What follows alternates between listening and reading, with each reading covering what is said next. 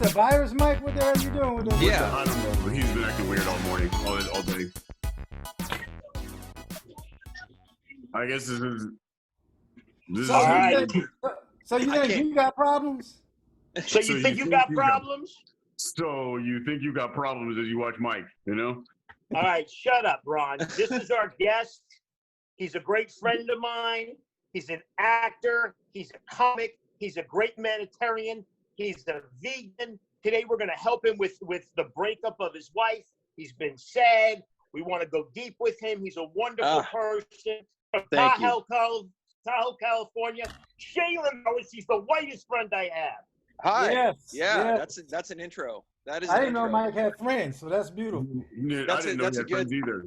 That's what I'm gonna. I That's what have I'm friends gonna in name, my mind. I have in my mind. Shame on both of you. That's what I'm gonna name my band. The whitest friend I have. Yeah, that's a great name. That's a That great is a name. good name. That is a great name right now, actually. That's badass. Yeah. Well, first of all, Shaelan, thank you for being part of our So You Think You Got Problems podcast, man. Yeah. Thank you for having me, guys. Yeah, brother. Really appreciate it. Do you want to introduce yourselves and introduce yourself and kind of give the people a little feel for who you are? Mike, Sure, do you want to do this one, by the way? A little bit. Yeah, go for it. No. I'll leave it up to you, Mike. Yeah, Shaelan, good friend of mine. He recently is getting a divorce, and he's going through a situation where he was kind of ambushed. Didn't really know it was coming. They don't make a nicer than him. So, Oh, thank you, dude. yeah, I would tell you because I'm a fucking asshole, as these people I know. tell you. I've And known a you for cunt years. and a diva. I'm all Yeah. three. I'm a pimp, a cunt, and a diva. I don't have the humanitarianism that you have in your body. I wish I'll be you in my next life, or more than I am now. Maybe I'll eat people and then I'll become a better person. So, Could happen. tell us about your problem. So, basically my wife, we got married in November, November 11th, 11/11, is when we got married, and we separated in April, the end of April, and it officially ended at the end of May. So, I didn't even make it 6 months before the And how old are separation. you? So, Yeah, you beat me. I'm 38. Okay. How'd y'all meet? We met acting, actually. We were on a short film together. Wait, she's an actress? Actresses is actress. a bad sign. That's horrible. That's the first thing. Go Yeah. ahead. First red flag. Yeah. There's just lots of basically I think the day before it ended, she was making future plans with me, and then I came home and I walked in the door and there was a bunch of boxes packed, and I was like, what's going on? And she's like, I'm leaving. I'm going back to Germany. Where's I was she from? Okay. What's the problem with this? Where's she from originally? Oh, she's from Berlin. Okay. Now, Shaelan, what was her reasoning for just leaving? What did she tell you? She told me lots of things. She told me that I loved her more than she loved me. She told me that she's been thinking about leaving me for a year. And my God! If you do the math, we got married 6 months ago. So so that's a little. And my mom spent $9,000 out of her retirement because we're not wealthy to pay for the wedding. Oh, you should shoot her. Fuck that shit. Yeah. Fuck that shit. Yeah. And she told me that when I proposed to her, it wasn't quote good enough because I didn't have the ring. I just was. I was lots of things. Where did you meet her? Where did you meet her, and how long did you date before you proposed to her? It was acting. I met her on set. We were acting, and we moved in after about 3 months, and we dated for a year and a half before we got married. So you lived together for a year and a half? We lived together for over a year. Okay. Yeah. Now there wasn't no flags? There wasn't no red flags when y'all was living together? Sure, yeah. I mean, there was, but it's like there's always an excuse or a justification. It would if there was something that happened and I was like, oh, that's weird. then the next day it would just be, you know, oh, I was having an issue with this or this thing or whatever. And, you know, I'm convinced, I've watched dozens of hours of videos on narcissism. I'm convinced that she's a narcissist. Oh, no, we're convinced. Yeah, I had my marriage annulled in 5 months. Everything you've said. My question to you, my immediate question to you, if you guys don't mind, is sure. So you knew her for 3 months and then you moved in together. Yes. And then you dated for a year before you proposed to her. And no, I proposed to her pretty early on. I mean, I proposed to her. One of the reasons I didn't have the ring is because I just kind of was like, all right, I want you to know that I'm gonna marry you, because she was really worried about being able to. This is gonna sound bad. I have to preface this first and say that she was more than happy to go back to Germany. She did not want to marry me for the green card. That was not on her mind. She's like, if it works out and I can stay, great. If not, I'll go back to Germany. There was never any pressure to do that. That was never on the table. But it was uncertain. You know, there was a lot of uncertainty, and it made her nervous. So I mean, I wanted to kind of, you know, make her feel better. And I was like, you know, that I'm going to marry you. You know, like it's going to be okay. You know, we're going to be all right. Let me preface this to help Shaelan. He and I would talk in private, in Messenger, and let me tell you how good this dude is. I don't have this in me. He was rearranging his entire life for her because he was so in love with her that he was willing to do anything to make her happy, which I was like amazed by that. I had my marriage annulled in 5 months. How long were you married, Jeff? Well, yeah, him and our situation's kind of the same. I was married for 11 months, but we lived together for a year also. And Ron, weren't you in something where somebody walked out? Ron, yeah, but your story was fascinating. But real quickly, yes, but a much different situation. Jeff, how long were you dating this person before you got married? See, and that's what I'm saying. We dated for a couple months, but we lived together for a year. Now, this is the difference that I saw between being married and living together. When she did some stuff when we were living together, I was kind of like, red flag, but that's kind of cute. She thinks she's getting over. Wow. But then when we got married, it was like, wait, hold up now. Now what you doing is affecting me and our money and our life together. So it was more serious when she fucked up when we were married than when we were living together. And wow, how that's old were deep. you when you got married? Huh? How old were you when you got married? I was 30, 31, something like that. Okay. Well, there's a lot of shit. Like one thing I wanted to tell you guys that was really interesting is she so she flirted with this guy in front of me, like, you know, blatantly on a couple occasions, at least 2 or 3 occasions. And I was gaslighted because, you know, I know that I'm insecure. I'm a fucking comic. I don't need anyone to tell me I'm insecure. I know that. Yeah. But what she would do is she would remind me frequently how insecure I was. She would hammer home my insecurity. So when the flirting was going on, I'm thinking, I'm like, in my head, I'm like, I want to shut this the fuck down. But then I'm going, well, if I do, then I'm basically making what she says about me true. You know, she's always reminding me how insecure I am. So if I go like, I'm not cool with you flirting with a guy in front of me, then it's like, oh, you're being insecure. You know what I mean? So I'm in this kind of unwinnable position. And when I called her out about this is my favorite part. When I called her out about the flirting, when we were kind of going through right before she brought me the divorce papers, she admitted to it, and she was like, no, I did it, and the only reason is because you weren't flirting with me enough. She had her mind. Yeah, my question, and this, I'm going to pose this question to you, Shaelan, because you're my guest, and I'm going to let Jeff follow up with an answer as well. I mean, I've known since 25, and, you know, just maybe it's just due to all the drugs that I was doing, that you do not get married or move in with anybody under 2.5 years. You just don't.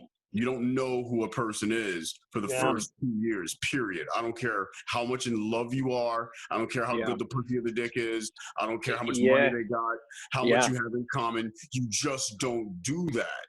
And so whenever I meet someone who I've dated for 3 months and then they move in together, my first question is, what the fuck were you thinking? And did you not have anybody around you to actually point out that that's way too soon to be considering something like that because you have no idea who this person is?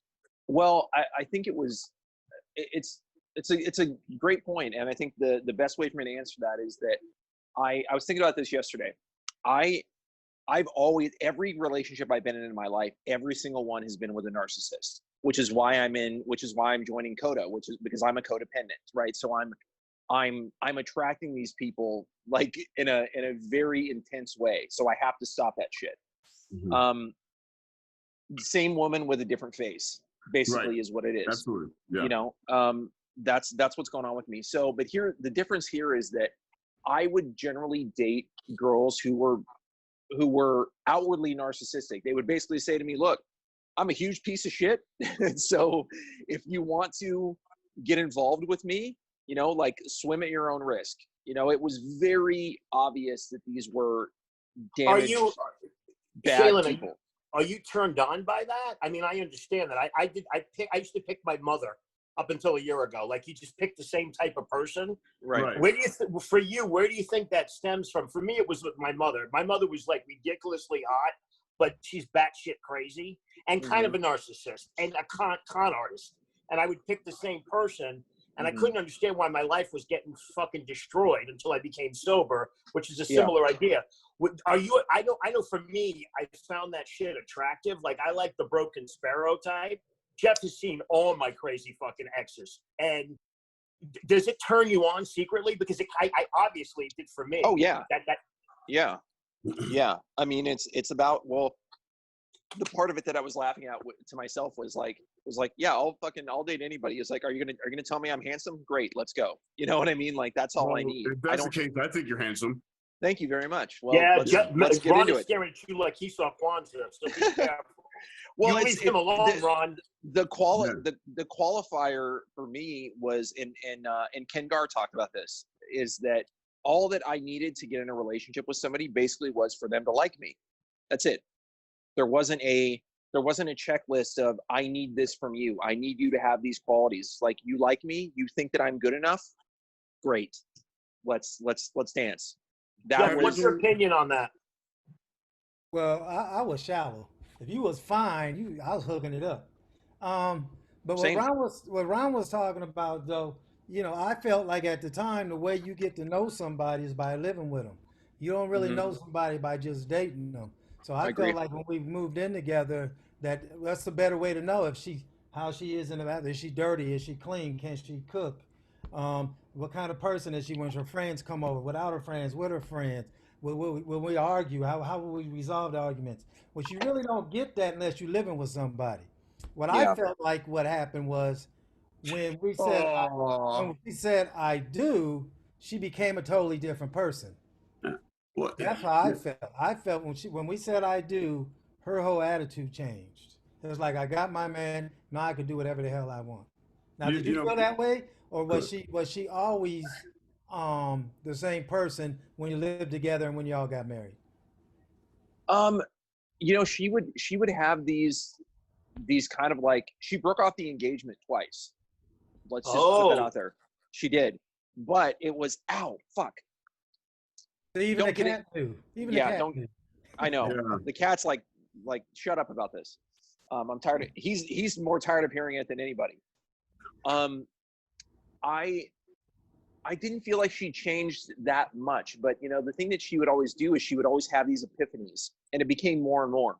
She would come home and she would say, and she loved to say, her favorite thing to say to me was the truth is. She would start a sentence saying, the truth is this. It's like, oh, well, please enlighten me, Gandhi. Tell me what the truth is. Tell me what's happening. And she, but when the epiphanies kept coming more and more and more, I realized that she wanted out she was trying to explain away her behavior by going like, oh, well, I figured out that this is, because of this. It's like, just say that you don't want to be in the relationship anymore. And my landlady told me she saw her because she saw her down in our common area getting drunk with her friends, and she was like really fucked up. And this was maybe like the day before the wedding or 2 days before. Oh, damn. And she said, yeah, and she said she looks like terrified. And I was like, I didn't know that. I didn't know how, but the ball was rolling, and she had family fly in from overseas. She had family fly in from Finland, from London, from fucking Germany, everywhere. Thousands of dollars on plane tickets, thousands of dollars, and didn't even want to have the marriage. Wanted to have the marriage, didn't want to be married. Definitely a narcissist. Had no concern for other people's shit. I'll tell you something. Ever since, and maybe this is, I don't go if somebody, if one of my friends are getting married and they haven't dated for at least 4 or 5 years, I don't go to the wedding. I'm not spending money for that. Smart, Ron. It's That's just brilliant. And what's the fail rate on that, Ron? Oh, almost 100%. Is it? I'd say there's very few couples. And one of them I'm thinking, one of them thinking of the male actually cheated on his wife, but they were able to repair it. But there's very few marriages that I know of that have lasted, that where the couples got married before being together for at least 4 to 5 years. 1, 2. Where the male, and hear me on this one because I'm gonna make a point, where the male is over 35 years old. Right. And and the reason behind that is number one, my personal experiences and seeing how many relationships have been broken up, and then something I found out. I've been in therapy for 12 years now, and I had the relationship I was in was the last 2 relationships. All of my relationships were extremely codependent, and the last one ended. When my ex thought he was straight again after we dated for 4 years, you know what I'm saying? And we moved in together. But my point being there is, and going down to what Mike was saying, a psychologist will tell you that we date the good and the bad elements of our parents. Yeah. And so you're attracted to this mixture of characteristics that we'll call it the puppy love phase, where you fall in head and over heels and all this other stuff. That's where you're addicted to the good characteristics of your caregivers, your parents. And then after a period of time, the puppy love wears off and the actual requirements of a real relationship starts to kick in. Right. And then the bad elements of your parents start to kick in too. And that you're able to start paying attention to them more. And what happens is you're trying to recreate, the subconscious is trying to recreate the good and repair and heal the bad elements of your childhood. So my question being is, what part of your parents, of your childhood, even if it's your parents, where crazy was ignored, where a mentally abusive was the norm? Where was that in your childhood? That was my dad. My dad's a malignant narcissist. I mean, it's funny. The conversation that my wife and I had, and the conversation that I had with my dad when I was 12 years old were shockingly similar. Right. What Wow. my dad would do, and this is really weird, and if we're talking about, like being in Coda now and talking about a higher power, and if the higher power is trying to show me something, it's pretty overt, because my dad, when I was like 12, my dad would just kind of randomly go, I'm just gonna move to Costa Rica, and you'll probably never see me again.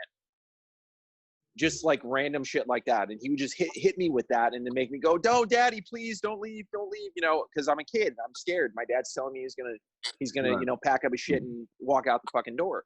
And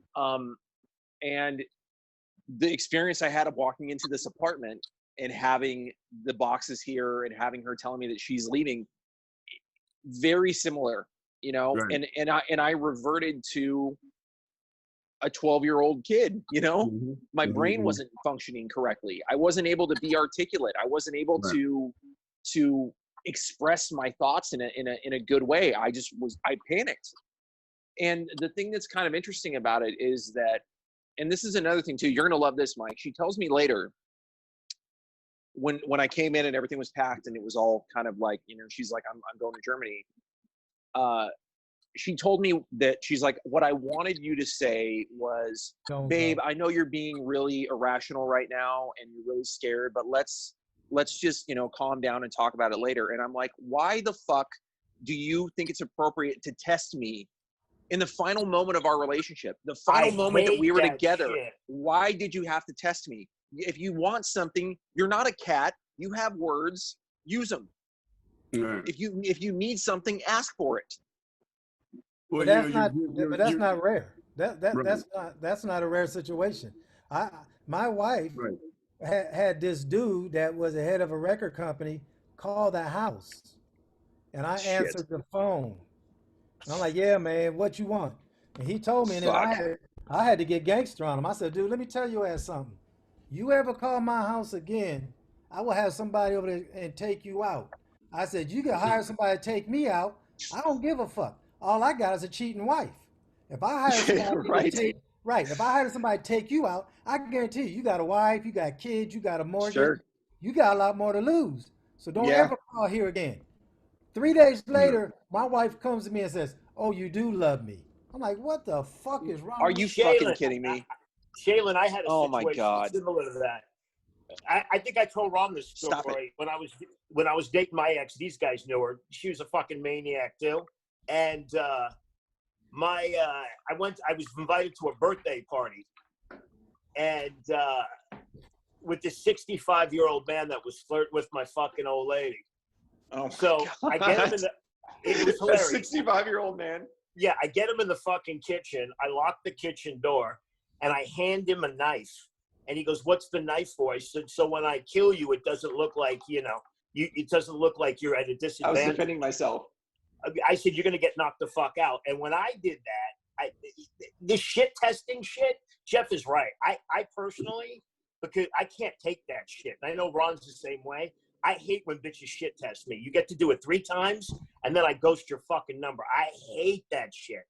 Because they're insecure. If they're doing that shit to you, they're as insecure as you are. They want to be validated and run away from that shit. Yeah. Any relationship where the person that you're attempting to date wants to test you, that relationship is over. You know, Agreed. You know, there's this book, and I tell anybody. First of all, I advise anybody who's young, who's like, "Oh, I love this girl," and I just say, "Hey, listen, man. Men, in particular, really start to mature and get ready for marriage around 33 to 35 years old. You know, and you know, a psychologist can. I suggest anybody considering marriage or listening to this, just go see a psychologist. Let them talk to you about it. Figure yourself out. There's this book right here for anybody who can see it. It's called Homecoming: Championing the Inner Child by John Bradshaw. I suggest you go to a psychologist and go through this book. What happens is that allows you. That book is what allowed me to be able to come to be able to communicate better with the wounded child that's inside of me from the woundings that I had as a child. So therefore, from the abuses from my parents. So therefore, I stopped dating my parents. Right. Well, they'd be a lot more interesting. Well, going back to, I guess that I'll preface it by depending on what you want out of your long-term relationships. You know, if you know, for me, I kept dating these guys who were incapable of long-term loving relationships, and so they, you know, my father burned my house down when I was 13 years old. My last Jesus Christ. My last ex, he left me the same way that my father left me after he burned down our relationship. So there's always those parallels. But once I started doing with that book as therapy and actually started dealing with my childhood wounds, then the types of people that I'm attracted to and the reasons why I'm attracted to people changed dramatically. And going back to what Mike was saying, I don't put up with, I just don't put up with the bullshit. If you're trying to test me, if you're flirting and trying to make me jealous, if I see you saying, or if I see you, doing inappropriate things, I'm looking at that, and then I give you a conversation or two of why were you motivated to do that, and were you not thinking about our best interests when you were doing these things that were hurtful, and so I think boundaries and just recognizing why you're attracted to these certain features are really, really important. So remarkable is when you go down the rabbit hole and you start looking into all these psychotherapists talking about narcissism. And Right. and in the beginning I was like, the behaviors are so uniform. And you don't want to believe that, because you go, like, human beings are complicated. How would every narcissist behave in the same ways and do the same things? But they fucking do. They do. Yep. There's like a list of shit that they do, and the list does not change, nor do they. There's another book called The Psychopath Test. There we go. Oh, I failed that shit. This is it. Ron's book of the month. Mike, you're Ron is the gay Oprah. Jesus Christ, Listen, Ron. when you're falling in love and the heart is beating fast and you wonder, is this person the person? The Psychopath Test will fucking put you straight. It's almost like a relationship version of a 12-step program. So Jeff, what's your opinion with Shaelan's situation, Jeff? What's your opinion on this? Yeah. What's your take? I think there were, he said there were signs, and my question to him would be, why did you choose to ignore him? Good question. I think that, I guess the answer that I would have had a couple of days ago and the answer I have now are different. Because now that I went to a CODA meeting and, I have a sponsor and I'm actually like going, starting to go through the 12 steps and everything. And one of the hardest things is to realize, even though I was, she cheated on me emotionally for sure, physically probably, but I don't know for sure. Definitely emotionally, which is the worst kind, so might as well have physically. And left and did all these things, but I'm taking responsibility now. I have to take my part of the responsibility of being like, I'm a codependent. Right. I also manipulated. I also did things that I shouldn't have done. Yep. Which is hard, because the only thing that's got me through this the past, couple of months that I've been dealing with it has been my anger. And I'm going, you did this to me. It's your fault. I'm angry at you. That's the only thing that's got me through it. And to have to take a step back and go, I have my culpability as well, is really painful. Right. So to answer the question, I would have said before it went, well, I just had blinders on. I was in love, and, and I was like, this is the person I want to spend the rest of my life with. That's what I would have said a couple of days ago. What I will say now is,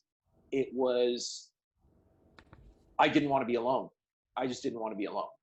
And right. And I knew if I, and this is me trying to take responsibility, because I knew if I did something about it, I knew if I had dug a little deeper, like Jeff, if I had said, okay, that's a red flag, let's talk about it, let's figure out what's behind this, I was quite sure that we would have decided a long time ago to end the relationship. Right. Absolutely. She would have. Absolutely. Yeah. And I didn't want that, because number one, I didn't want to be alone. Number two, I mean, my ex-wife, or, she's not my ex yet, but, for lack of a better term, my ex-wife was leaps and bounds better in every way than any other girl that I dated. I mean, there wasn't even a close second. I mean, I was tortured by these other women, just picked up like a fucking doll out of a, out of a toy box and thrown away when they were done with me, and then picked up again when they were lonely. Like, this is how I was treated. And so I finally was with somebody who who loved me and was there and said, you know, at different times said, you're a fucking crazy person, but I'm not going anywhere. You know, this kind of stuff that made me feel like, okay, I finally found a classy, beautiful, smart musician who's cultured and all that stuff that I'd always wanted, instead of some fucking party girl with fake tits. You know, that was my, like, finally I'm being mature. And I had to see it through. I couldn't deal. I don't know if I could have dealt with another relationship flaming out after 6 months. Yeah. It would have destroyed me. Failure. Could handle the failure. Yeah. Well, and see, the thing is, Shaelan, what's going to happen when you go through this therapy, your perception of love is going to change. Like, what you need now and what you need at the end are going to be completely different. Because all three of us are older than you, and Jeff and I have talked about this. We've had everything. I've done everything, from beauties to fat chicks to the whole fucking gamut, midgets. And for me, what I figured out. PC, please, Mike. I fuck midgets. I fuck little people, midgets, little people. I've done it all. Highly challenged. And the thing that you're going to figure out. Politically correct. Listen, shut the fuck up, Ron. What's going to happen is your perception of love is going to change, and you're going to become more evolved, and you're going to become more accepting of good behavior and less accepting of shitty behavior. And you're going to figure out what works for you. For me, love would have to be like sunshine now. If the person's not pleasant and sweet and kind, I don't fucking want them. I don't want a fucking actress. I don't want a comedian. Yeah. I don't want I don't want somebody who's a fucking attention whore. I don't want a fucking alcoholic. I've been through it all. But the thing that Ron will tell you, because he's listening, he's about to pounce in, you have to change yourself, and you have to become a better version of you. And Jeff and Ron will tell you in a second.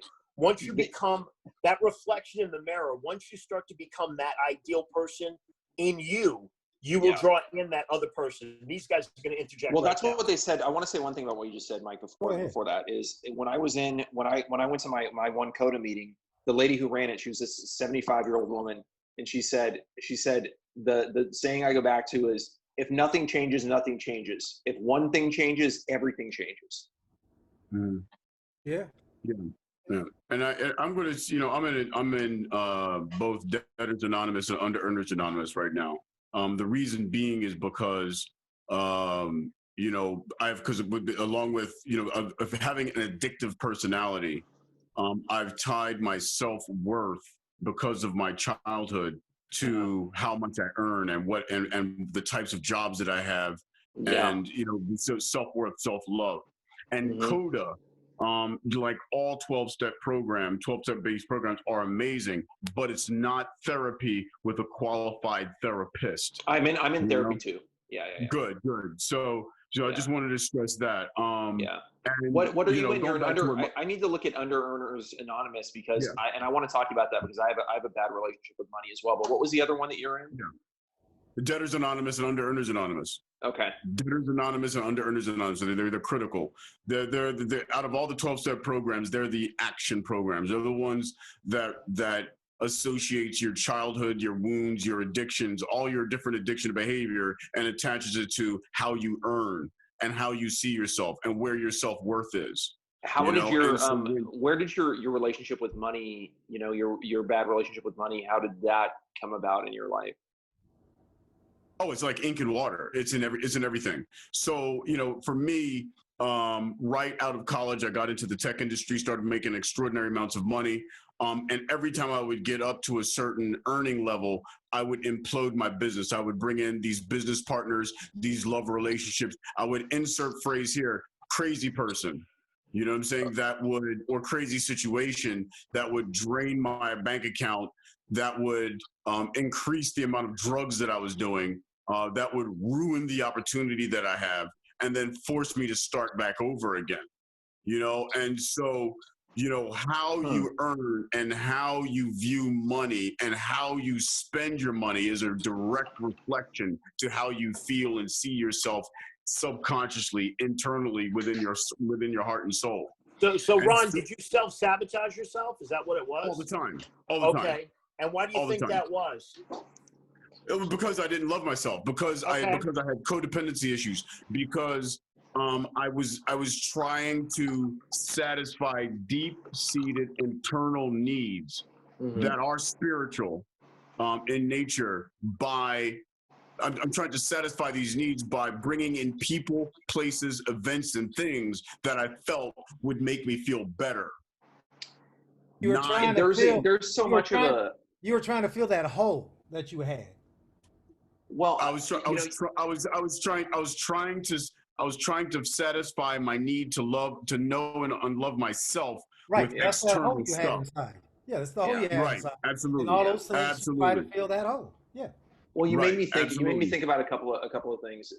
You know, because when you asked me earlier about the parent that, because my mom's amazing. She's my best friend. We're incredibly close. Like, my mom is as close to a perfect human being as you know there is in my mind. Right. My dad, when my dad was just fucking banging everybody, you know, from here to Mississippi, and when I was that's a lot of ass. Yeah, and that's but he was, and they were all. My dad would not like sleep with anyone who was like bottom of the barrel for my dad was like an 8. Like he wouldn't take anything less than an 8, and I grew up with that, and that was something. So I had this relationship with like have to be with hot girls, and my dad's like you, Jeff Keller. So I remember don't hate the player, hate the game, dude. I was with this girl the first like 10, and she was a 10. I'm not even like, she was an absolute 10, and the first time that I slept with her, it was like I shot up heroin. That's what it felt like, because it was like I did it. It wasn't like I've had better sex, but it was the experience of holy shit, this amazing perfect 10 girl likes me. Oh my God. And that just fucked me up so bad. The repercussions of that are still affecting me. And when it comes to money, Ron, what I want to say about that is my dad. So that's the girl thing. My dad with the money thing is he hated rich people. My dad hated rich people. Wow. He'd see someone driving a Porsche and he'd be like, "What a fucking asshole." Yeah, like that's that's under earning tech. That's textbook under earning programming from your parents. Yeah, absolutely. Yeah, and I still, again, it created this. It's almost like the reverse of being a like when like some Christians are like, "Oh, you don't get it, you poor thing, you don't get it." It's almost like that about struggling and being poor. Like there's a pride, there's a weird misplaced pride in that, where you're like, you look at somebody who's wealthy and you're like, "Oh, you don't know what it's like." Yeah, right. You poor thing. Or you think that they cheated to get the money.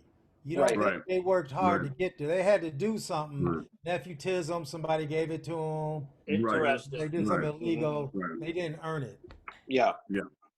I think one of the most important things that anybody who's listening to this, just kind of to go into what you're saying there, Shaheen, is with 12-step programs and with therapy in particular, there's 3 people that you need to prepare yourself to forgive.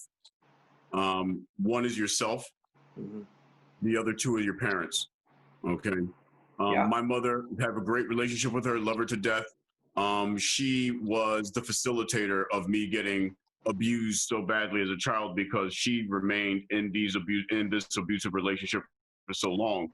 And so I had to do the work to say, "Hey, listen, I love you for who you are, but you're the one who taught me codependency relationships. Is me watching you eat shit sandwiches every day is what led me to believe that shit sandwiches were actually delicious, And then I had to forgive my father, who burned my house down. I was 13 years old because he was so emotionally broken, having been raised by alcoholic parents. you know, during Jim Crow South, where he was so abused and racially profiled and and you know, as confirmed with relatives and with my mom, after he passed 8-9 years ago, he was probably gay too, but just couldn't admit it to himself. You know, so I had to forgive him too. So I had to forgive myself first, my parents second, because they did the best that they could with who they were at the time they were. But you know what? Ultimately, if you wrote it down on a piece of paper, they did shitty jobs. And it's not that I can't blame them for that, because they are who they are from where they came from. What's important for me, what is and was important for me, is to make sure that I continually catalog where that stuff comes up, so I can continue to heal from that as I move through the recovery process in these 12-step programs, working the steps the way that I'm supposed to, so this way I make better decisions that are more sustainable. Shaelan, do you think? Go ahead, Mike. Let me just interject real quick. Sure. It's interesting what Ron says and what Jeff says too. You know, my mother, super abusive. Stepfather, super abusive. I've learned to forgive my mother as well. My mother was extremely beautiful, like to the point where she could like walk down the street and a car would fucking crash as they were looking at her. And I'm like, did you throw me in front of a bus when I was born? How the fuck do I look like this? Long story short. Good-looking parents always have ugly kids. The interesting thing with this, though, let me finish. Is if I can help you with anything, I've had extremely beautiful women and extremely ugly women and everything in between, far more than these two. These two are way pickier than I am. I've learned from them to be more picky about everything. And beauty is only skin deep. You want to marry something that, when I used to work at LA Models, my boss used to tell me this shit, because we used to all fuck the models. One thing, you can fuck hot, you marry cute. You never marry hot, you'll have a life of fucking pain, because they're just used to having their fucking way. And unless you want to break them down like an animal every day, I don't think you have that in you. You're not that way. You're not that type of guy that wants to mind fuck a chick on a daily basis. You want to marry somebody that you're physically and sexually attracted to, but not so fucking hot that like it's not even an insecurity thing. It's like you're going into a fucking restaurant and people are like fucking gawking at her. That shit gets old. It's gonna drain your life force. What do you think about that, Jeff? What's your opinion? Well, I think, man, that it's hot is relative. What is hot to one person may not be hot to the other. I think with him, it's a lot about self-esteem and self-worth. Because he said, I had this girl, but I didn't felt like I was worthy to have her. That's a self-esteem, self-worth issue. The last thing that she said, the last email that she wrote me an email the day she left. And, you know, because I blocked everything. I blocked everything on social media, phone numbers, everything, like all of her friends, all of her family, everybody's gone. The only way she can get in touch with me is through email. And so, so she emailed me the day she left, and the last sentence that she wrote is she said, love yourself because you're worthy. That was the last thing she said. She even knew. I'm going to say that, you know, let me back up real quickly. First, I agree with Jeff. Hot is relative. I could show you I will say that all of my boyfriends have been very, very, very good looking men. But the difference between them is some of them had done the work on themselves and some of them did not. And the ones that were more viable for me to have a long-term relationship with have done the work on themselves. And to be quite frank, in particular, one guy, David, I wasn't the one who was ready for that relationship. He was. You see what I'm saying? And so, through therapy and doing my work, I realized how I sabotaged that relationship. This is he's just a beautiful guy. You know what I mean? But I sabotaged that relationship. He had his issues, and everybody does. But I was the catalyst to sabotage that relationship. And then you have somebody like my ex, who's going to remain nameless because he'll probably pick up on it and give me a text message or something like that. He was the one who sabotaged because he was not ready and still isn't ready for himself to love himself, to be able to be in a long-term relationship with anybody. He's still trying to figure himself out. And go ahead. I wanted to ask. Well, there's a couple things I wanted to say. When it comes to the 12-step program, I mean, you know, I asked my sponsor yesterday. We were on the phone, and I was like, "What's the thing? You know, how's the feeling on abstinence? You know, is that part of this?" And he said, "I'm not." That's law. It's what? That's law. Sex and love. That's law. Sex, love, anonymous, addiction, anonymous. But you go ahead. Yeah, you'd fail that shit, Ron. Yeah. You ain't lying.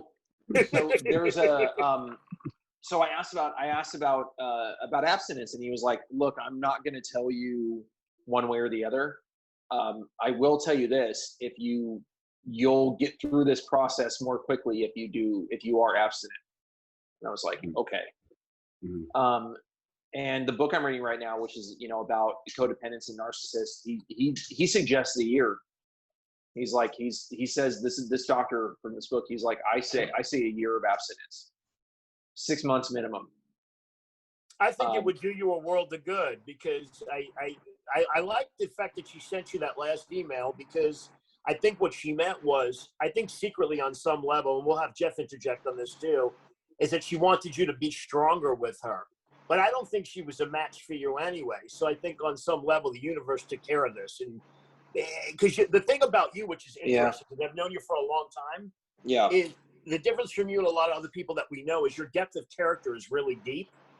And I think you would have to meet somebody that's similar, that's going to love the way you love and have that kind of kindness.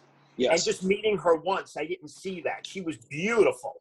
So I could see why you would be as a straight guy. I could see why you would be deceived. She was a beautiful woman, beautiful. So I get that, but I think her telling you that, what she was saying is that she wants, I think secretly she wants a guy that's more decisive and stronger. And I feel like you can totally be that guy.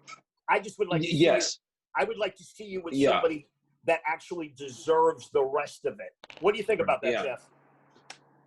Yeah, I think from what I heard him say about her and with that final email, that she was actually reaching out and yelling to him to be that guy. Yeah. And that's why she was saying stuff to you so you would stand up. And when you didn't stand up the way she wanted to, she got more and more frustrated. Till at the end, she finally just said, "We know what? I can't do it. You're not going to be that guy." And this was the underlining, right? Like the underline. What she was saying, to finally she just said, "You know what? You're never going to be that guy. I'm out. I've tried. You're not changing. I'm out." And when I say try, it was like, you know, when she's telling you this, that, and that bugging me, this is bugging me, and this and that. I feel like I didn't, but Jeff, like, I feel like I didn't get enough time, you know, and we're in the middle of a fucking pandemic. I mean, there's not a lot that I can do right now. And and it really pushed the needle. I mean, it did, you know, to her, it did. And she admits that. Right. And that kind of, I'm sorry to interrupt you, but that kind of goes, but I'm saying you weren't in long enough a relationship to even know who she was. And it doesn't sound like she knows who she was as a person. And she still doesn't, because the bottom line is, I don't care what she looked like, she's a liar and a manipulator, and she didn't tell you the truth. You see what I'm saying? But I also think that her major problem is she knows what she wanted. She didn't know how to communicate it. Correct. I don't think she knows what she wants. Oh no. What I mean is she wanted him to be stronger, but she did not know how. She did not know how to communicate that to him. Without you know, instead of saying, "Hey, I need you to be stronger," she'd mess with this guy over here to kind of make so he would get mad and jump in and do something, or she would say something to him, wanted him to get mad and do something. He wouldn't do that. That was her way of saying, "I need you to be stronger." And that's what kids do. What she needs to learn how to do is communicate and go, "You know what, man? I need you to be stronger for me, because that's the kind of man I need." Right. For example, and not test me and not manipulate me. Just exactly. say it. Exactly. Right. Be an adult. Like, perfect example, when me and Mike first met, he wants me to throw him up and down the steps because he's really short and can't really reach. Faggot. He can't really Can't handle a real really get up man. the steps too much, you know what I mean? Yes, So, yeah. Tell him the story told when him- you tried to stab me and I almost killed your ass. When I set the boundaries, it was like, Mike, you're way too short for me. I don't feel like being in a And relationship you're where I way have to too throw, old for me, where I Ron, have to and throw way a guy too up and down the male. steps. Ron, listen, man. If we hooked up, you'd be dead in 3 days. You'd be glued to the floor in my house. What are you doing? Are you the fucking Ring videotape? You'd be reliving Amistad when I got through with you, Ron. Let me repeat. I'm in 2 different 12-step programs, and I've been going to therapy for 12 years. Even if Mike was gay, he would be still the last motherfucker. Ron's not coming anywhere. Ron, you need to put the dick down and do more psychopath test. He put can't the pass dick this. down. Hey, don't let Ron play with them books. On the inside of that is mail numbers that he got from Grindr. Exactly. He's a dirty homo. I gotta tell you guys. So this is kind of interesting. And when we like I told you, we got married on November 11th, right? And we didn't really have the money for a honeymoon. You know, we just kind of were like, we kind of came back to life almost. You know, the day after. You know, we were just back to life, back in the bubble burst. All right, pocket. No. We were. This guy got pussy jumping all over him, folks. Yep, exactly. Just all pussy's good pussy, direction. Shaelan. All pussy's good pussy, Shaelan. You know what I didn't think about? I named the cat Pocket, so he's literally Pocket. Even if it's four-legged furry with fucking ear guards on. Go ahead. Yeah. And Shaelan finish. Go ahead, brother. Pocket pussy. Sorry about that. So no, it's all good. So we were in so we came back and we were like, oh, let's do something. We didn't even go on any kind of a honeymoon. So we went to San Diego for a few days. And when we were down there, we went to Coronado and we were laying on the beach in Coronado. And I was just kind of like, you know me, Mike, I'm a sensitive guy, right? I'm laying there, and I'm looking at her, and we're, like San Diego's my favorite city, we're right outside of, like we're on Coronado. I'm like, weather's perfect. I'm looking at my new wife, and I was like, I was crying. I was like, this is beautiful. I'm like, I'm so happy. This is awesome. And she looked at me and she said, she looked at me and she took her sunglasses off and she said, "You're looking at me as if I'm a memory." What the fuck is that? Yeah. It's mental abuse. She's not well. She's a fucking maniac. Well, she wanted him to say, "No, I'm not. I'm appreciating you right now."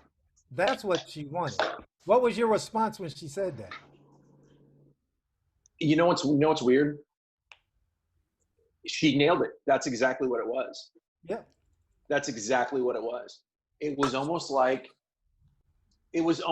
I was there and here at the same time. Mm-hmm. That's what it felt like.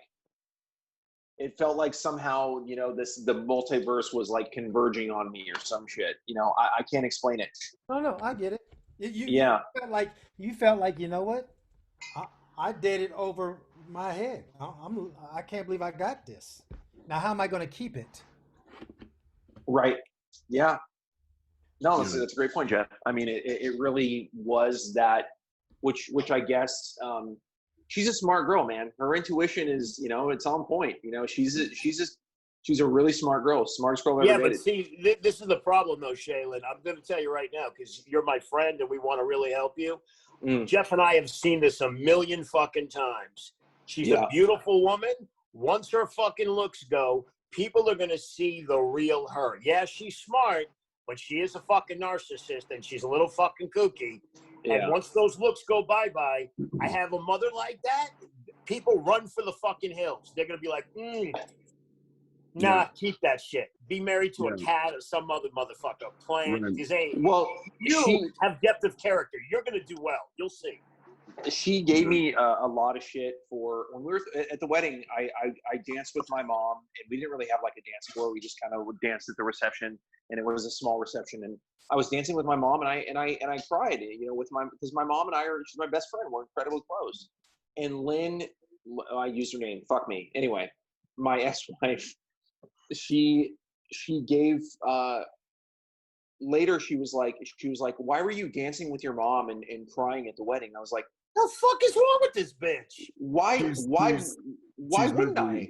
She's not well. It's just No, she's she's just a cuckoo fucking head. Is it weird? Is it weird for me to dance with my mom and cry No. at my wedding? Is that weird? at your fucking wedding? No, she's It's your just not mom. well. She's not Right, well. but in She's her not mind, well. fucking but cuckoo. in her mind, Yeah. but in her mind, It's the strength thing, Jeff, right? Exactly. You're a mama's boy all of a sudden. Yeah. She wanted a man.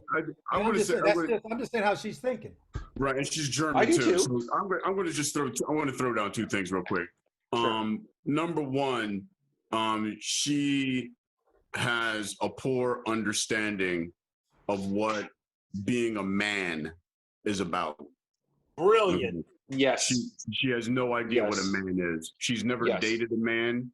Mm-hmm. Her idea of a man is maybe what you see in the movies where they don't cry, where they have the square jaw, where they're not emotionally available, where they don't, all these things. Okay. Mm-hmm. So she has a lot of figuring out to do on her own. So again, going back to the forgiveness element, let's remove what she did and said and who she is from this, because she's broken. You need to identify how you allowed her to do these things to you, and then forgive yourself and forgive her.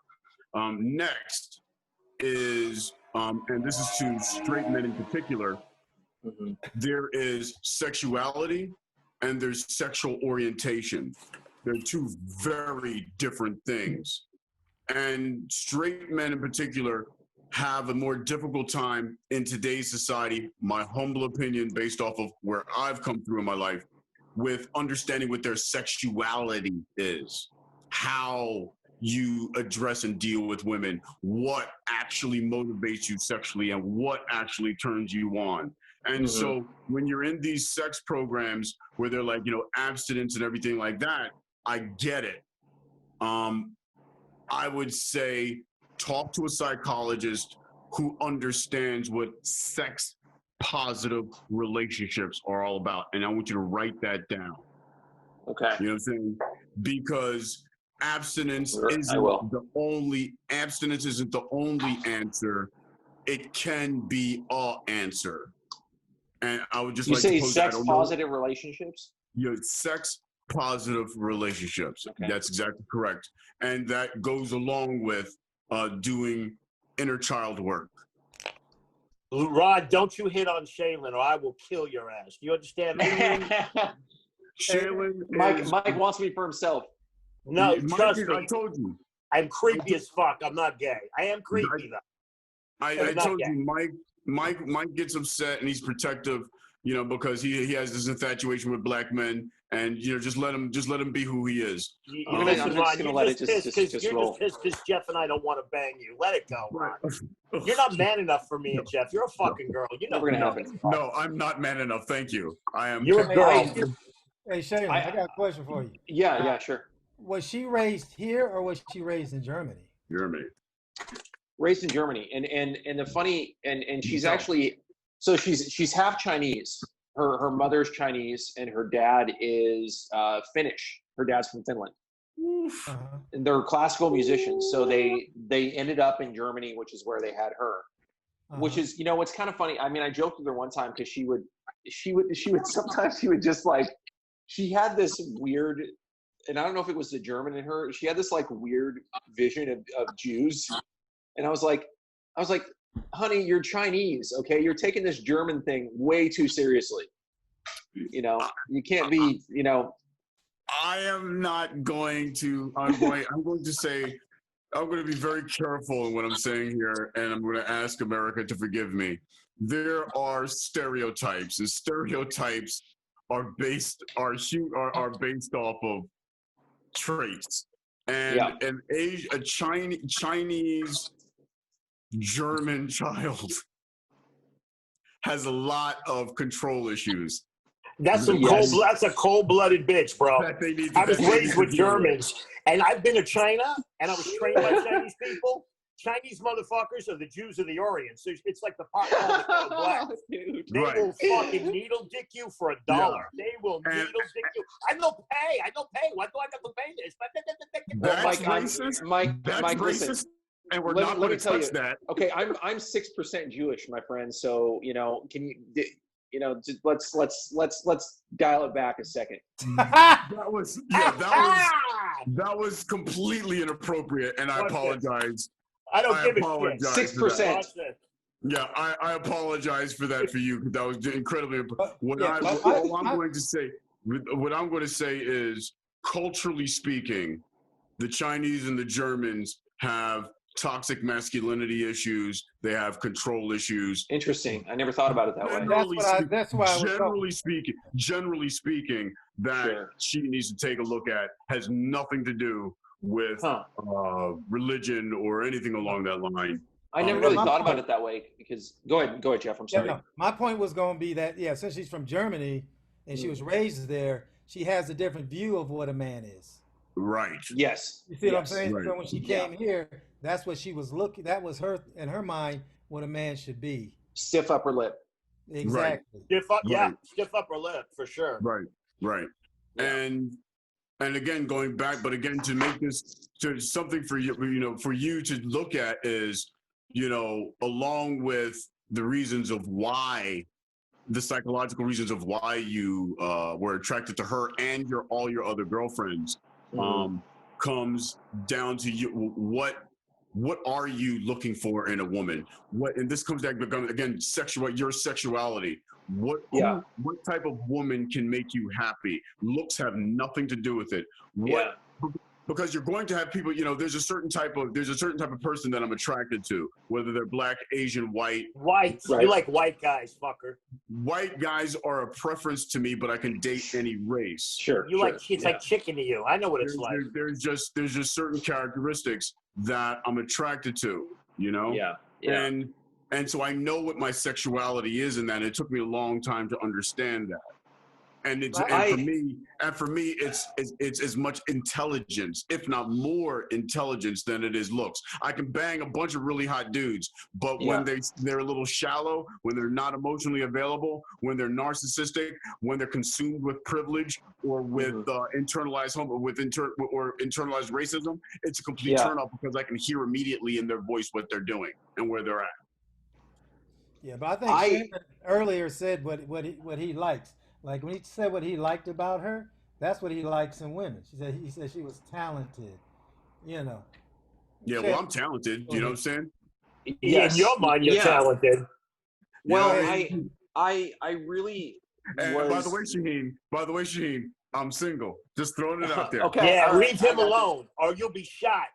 I'm on the rebound. I'm on the rebound. Can Shaelan please respond? Go ahead, man. Go ahead, brother. I really felt like with her that I felt like it was a very mature decision. And I was talking to two other girls at the time who were both like the same kind of like fucking party girls with fake tits that I had always talked to, that I had always connected with, that I had always ended up going out with and getting my fucking heart broken because it would never go anywhere, obviously. So I was talking to, she was third of three, and I was like, you know what? At the time, I'm 36. I want to have a family. I want to be like, I have to make a mature decision. It's high time that I did that. And I made the mature decision.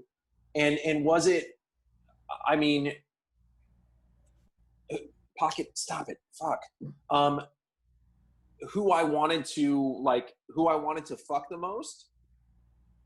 Yeah, all three of them, but she was not at the top of the list at that time of who I just wanted to, like, I had that animal, I just want to sleep with this person. Well, you have a great mom, right? Your mom is like amazing. She's incredible. Yeah, she's perfect, right? Well, that's wonderful. What you need to date somebody like your mother. Your mother sounds amazing. No, don't listen to that.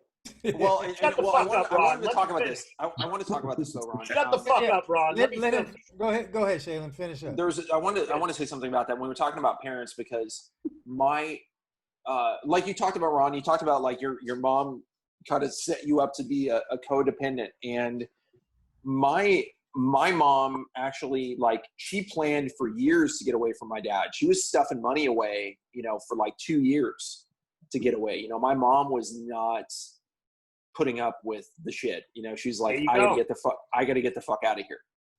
And it was a bad situation, and she, you know, she got out, and it took her time, and, you know, she had to, like, it was a very slow, protracted process, but she did it, which tells me that she herself is not a codependent, you know, because she had the wherewithal to do that.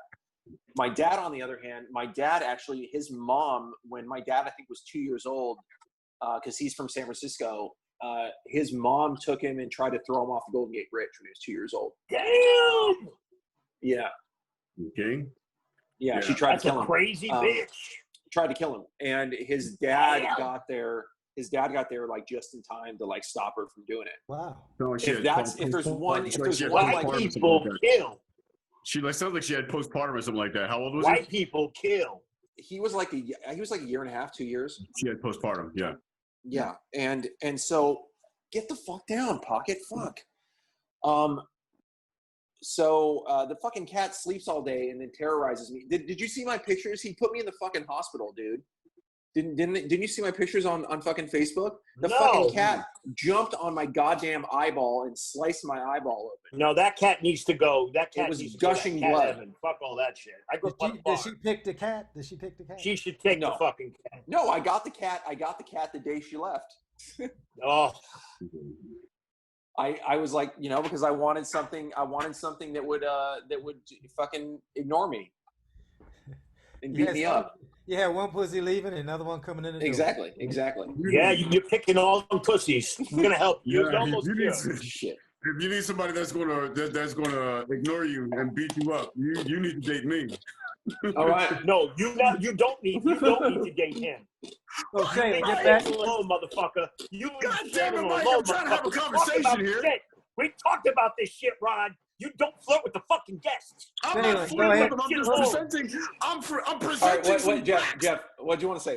Go ahead and finish up, Shaelan. What your I'm point? presenting a set of facts. Yeah, so my dad, you know, I really, because of my, like you talked about with your dad having that experience, so my dad having that experience, I know that like him trying to, you know, his mom trying to fucking kill him at 2 years old, like you talked about forgiving, right? Because you have to go back and go like, I can't, you didn't have a chance. He never had a chance. Like his fucking mom tried to kill him when he was 2. You know, they gave him away when he was 11 years old to their cousins because they didn't want to raise him anymore. Well, that's why he became a narcissist. He became really cold-blooded and psychotic. Of course. Right. Who wouldn't? Anybody would. And that dealing with those circumstances, anybody would. And I have to, you know, kind of forgive him that. But I wanted to mention this because going through the program, like you said, and Ron, you mentioned this about I have to forgive myself and I have to forgive her. I do not ever want to speak to her again. I don't. Like right now, today, I don't want to. I have nothing to say to her. And I'm terrified of the day when I'm going through the 12 steps and I'm supposed to or have to do that because I don't want to, because this is a person who has been able to get away with this shit her entire life. She's treated every man in her life like this. And there has to be consequences. There has to be consequences because there's never been any consequences up to now. Well, there will. Listen, Shaelan, there will be. Trust me. Right. That shit is going to eventually blow up in her fucking face, like a fucking boomerang. But Shaelan, as you heal, you'll feel different later on. Congratulations! I'm sure of that. Thank you, Jeff. Thank you, Jeff. That's hurt still speaking. Right. And you feel stronger about yourself, and you do the work on yourself, and you begin to heal. Believe me, you'll feel totally different. Matter of fact, you know what will be happening? You'll probably feel sorry for him. You will. Well, you know, just going back to my ex who left me, you know, for his own reasons. I feel bad for him, you know, because he's in his 40s and he's just starting to discover who he is as a person. You know, and he still has all this confusion in his mind about orientation, about white supremacy issues, you know. And when I say white supremacy, I mean by white privilege, not supremacy, white privilege issues. Right. He still has masculinity issues that he has to deal with. and she has her own set of complex problems that she has to deal with. And Jeff just nailed it by saying, as you go through the 12 steps, and as you go through therapy, and you work with doing your inner child work and all these other things, you're going to come to understand, number one, again, you're going to forgive yourself and your parents. Those are the main ones.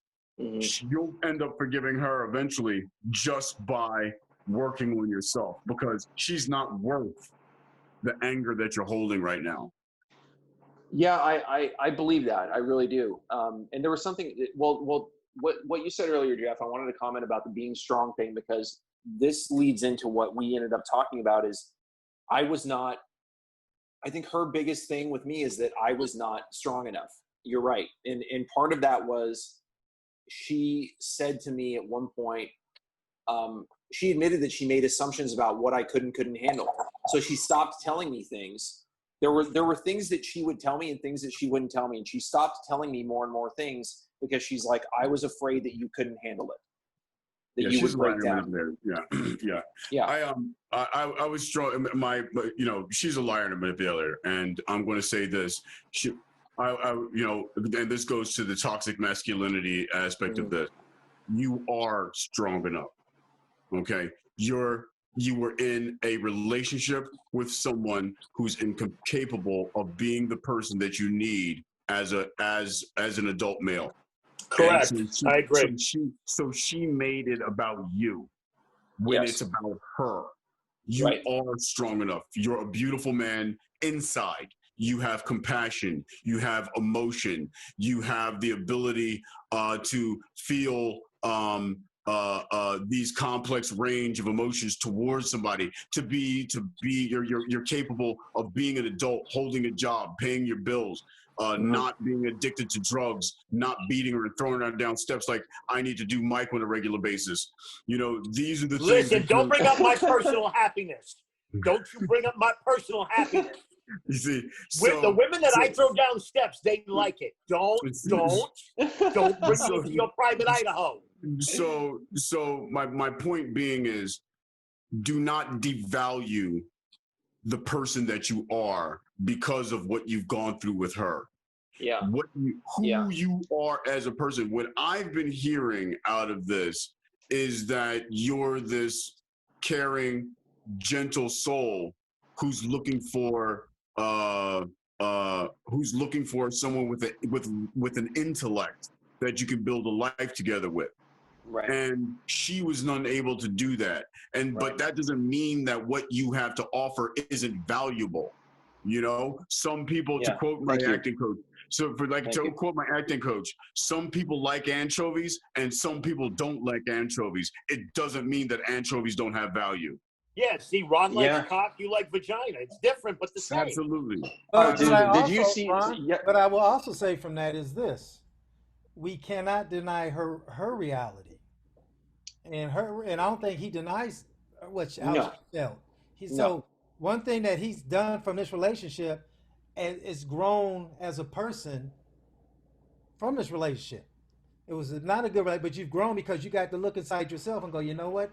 I need to work on these things. Right. And absolutely. If you didn't go through that, you might not have been in that place to be able to acknowledge that. It's complicated because, like my therapist told me, my therapist said to me, the biggest regret that I had in the beginning when it first happened, and I started, doing a whole inventory and going like, what did I do? And, what did I do and what didn't I do? What could I have, believe me, the first thing I did was I didn't go, oh, this is all her fault. I was like, okay, where did I fuck up? How can I fix these things? And the first thing I went to was when we met, we were both acting. We were both trying to be artists. Money was tight. It always was. And that was kind of a known thing that we were going to, she even talked about it in her fucking vows. I mean, that we were on this journey of being artists and that it was going to be tight and it was going to be tough. But the rules changed all of a sudden. All of a sudden, that wasn't okay. Welcome to the land of women. And she wanted more stability. And it's like, okay. And because the first thing that I did is, she said that she didn't feel safe, like financially safe. And I said to my therapist, I was like, that was my fuck up. Like I should have done something to make her feel more financially safe. And she was like, 2 things. Number 1, you can't change the rules in the middle of the game. Exactly. That's the first thing. Right. Yes. The second thing is, it's not your fucking job to make her feel safe. That is not your job. That is not your responsibility. And I kind of went to that, and there was something on that I thought was really interesting is, because when we were emailing, and at one point we were emailing each other, and it's like became this huge fucking thread. It was like 40 pages. She'd say something and I'd respond, and she'd respond and I'd respond to that, and it became this whole fucking thing. And there was a lot of enlightening stuff in that, because she's a narcissist. She hates the fact that the things that I have, the shit that she wrote down, I can repeat it to her, because she would gaslight me, and we'd have this conversation. She'd be like, I didn't fucking say that. And I'm like, oh yeah? Let's look at page 25. Yes, you did. You sure did. It's right here in black and white. And one of the things that came out of that was, she said that I was like, if you wanted me to go get a regular job to, bring in money and, and just make sure that we're a little more stable, why didn't, she wanted me to do that, but she didn't want me to get something, because I was like, what can I go do right now? What job can I go get right now where I can walk in the door, fill out an application, and get the fucking job? And I was like, I did retail for a long time for surf companies. I can go back into retail. I can go do that. Like, that's a job I can go get today. That was my thought process. And she was like, that's beneath you. It's true. And I was like, well, and it is, but it's like, well, what the fuck do you want? I'm not going to go, I can't go get a job making $60,000, $70,000 a year. Right. I can't go walk in and get that job. You want stability now. And so it was like, you're playing from both sides. She's like, you want the stability, but that's beneath me. Okay. Be that as it may. And I told that to her, and she was like, well, you could have always challenged me and said, I'm going to fucking do it anyway. And I'm like, again with the testing. Why? Yeah. Again, she's always making it. She's always making it about you. And I'm going to imagine that your psychologist is going to get to this point also, where it's like, you know what? Let's not even talk about her reactions anymore. She's not in your life anymore. And you're still allowing how she's reacted to you to affect your emotional state, and where I'm going to turn this over to Jeff here on this one, where I would hope for out of this discussion, where I would hope that you start taking a look at is, instead of looking at the emotional place or the emotional things or the things that people have said to you. Yeah. Where just focus on why did you accept that behavior? Mm-hmm. Where did the mindset to accept that behavior come from? And what can you do in the future to ensure that you no longer allow those combination of things to happen to you in the future? Mm-hmm. Yeah. I think, couple things. I think we've talked about some of the things. I think you've talked about things that you're doing, being in programs and seeking help. That's awesome. And just know, she was just trying to mold you in the man that she wanted, not the man that you are. Right. Yeah. Right. And Jeff, I'm sorry. There's nothing you can do about that. Yeah, Jeff and Ron are right, Shaelan. The thing is, to sum it up, what I would tell you to do from what I'm seeing here is set boundaries, be who you want to be, and you can't make people happy. They're either fucking happy or they're not. And just own your space, and don't apologize for being fucking emotional or being you, because she's known you for fucking years. It wasn't like you became some motherfucking person. I've known you for a while. You're the same fucking person you've been for the last 10 years. You make a great point. It's like, to go back to that, it shocks me. Like when I walked in the door and saw the boxes packed, and that was the first thing I saw when I walked in the door. She was like, it was like pearl clutching, like, oh my God, I can't believe you reacted this way. I'm like, you know me. You're married to me. Everybody knows you're friends with you. You know that I'm going to walk in the door, see a bunch of packed and labeled boxes, and freak the fuck out. Yeah. You know that's going to happen. Right. Don't pretend like you don't.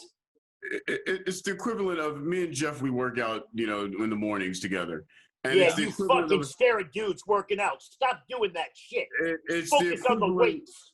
It's the equivalent of Jeff being surprised that I'm using him as straight bait. You know what I'm saying? Whilst I, pick up hot dudes. You know what I mean? Sure, It's like, sure. Jeff is gonna smash a barbell on your head. It's the if same you thing. deserve it. I've had it. It's You know what I kind of mean? like when me and Ron are working out, and I can't do an extra 10 pounds.